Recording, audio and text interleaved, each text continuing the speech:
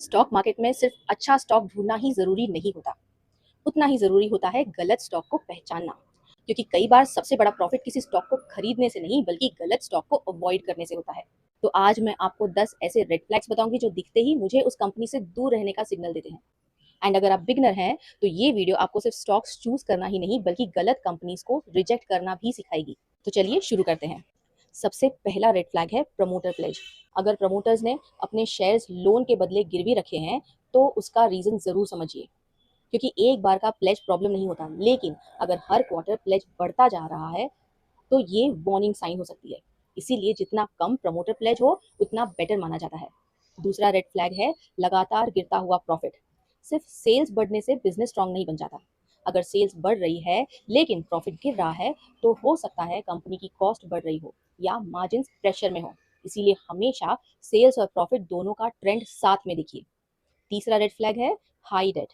हर company loan लेती है, लेकिन अगर लोन इतना ज्यादा हो कि कंपनी का फोकस ग्रोथ के बजाय उसे चुकाने में लग जाए तो फ्यूचर में प्रॉब्लम आ सकती है। इसीलिए बिगिनर्स के लिए कम डेट वाली कंपनीज जनरली ज्यादा सेफ मानी जाती है।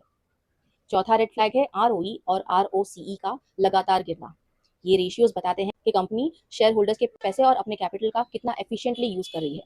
अगर ये हर साल नीचे जा रहे हैं तो बिजनेस की क्वालिटी वीक हो सकती है।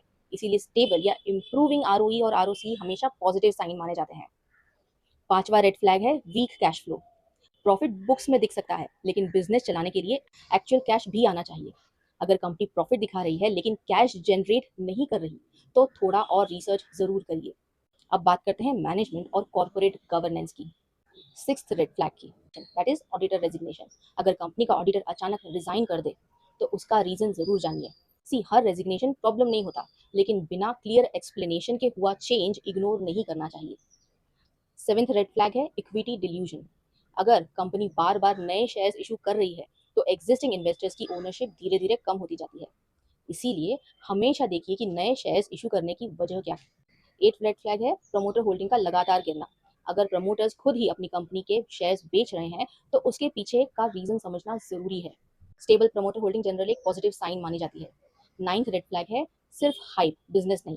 आज सोशल मीडिया पर कई स्टॉक्स को मल्टी बैगर बताया जाता है, लेकिन हाइप और बिजनेस में बहुत फर्क होता है। अगर रेवेन्यू, प्रॉफिट और फंडामेंटल स्ट्रांग नहीं है तो सिर्फ वायरल होने की वजह से इन्वेस्ट मत करिए। और आखिरी 10th रेड फ्लैग है बिजनेस को समझ ना पाना। अगर आप 30 सेकंड्स में किसी कंपनी का बिजनेस किसी और को सिंपल लैंग्वेज में एक्सप्लेन नहीं कर सकते तो उस कंपनी में इन्वेस्ट करने से पहले और रिसर्च करिए। क्योंकि इन्वेस्टिंग हमेशा बिजनेस में होती है, सिर्फ शेयर प्राइस में नहीं। तो याद रखिए, सक्सेसफुल इन्वेस्टिंग का मतलब सिर्फ मल्टी बैगर ढूंढना नहीं है। असली इन्वेस्टर पहले गलत कंपनीज को रिजेक्ट करना सीखता है। तो अगर आप हर इन्वेस्टमेंट से पहले सिर्फ ये 10 रेड फ्लैग चेक करने की आदत बना लेंगे तो आप बहुत सारी कॉमन मिस्टेक्स और अननेसेसरी लॉसेस से बच सकते हैं। अगर वीडियो वैल्यूएबल लगी हो तो चैनल को सब्सक्राइब जरूर करें।